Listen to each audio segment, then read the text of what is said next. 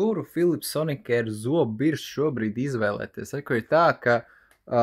viens no lētākiem, te gan ir divas kopā, ir 85 eiro, un tad sadot uz pusēm sanāk, cik tur 42,5 eiro pa vienu. Tādi vidēji modeļi, rekur ir ap 90, rekur pirmās, nu jau tādas pišķi jaudīgākas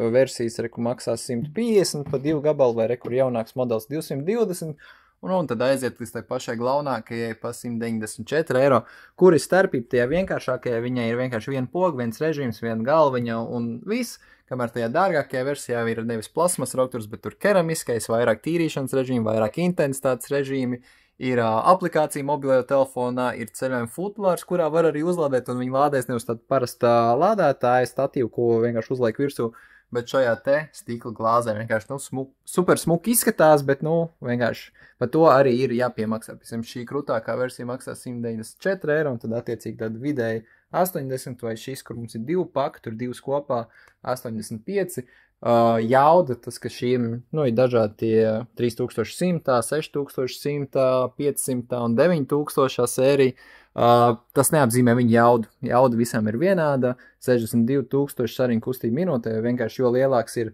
šis te cipars, jo mēs varam pieņemt, ka viņi ir krūtāki, tur būs vairāk tīrīšanas režīmu, varēs regulēt intensitāti, būs, piemēram, ceļojuma futlāris, tur speciāli lampiņi priekš spiediena sensora, bet tīri viņas plus mīnus vienāda ar vienādām maiņas galviņām.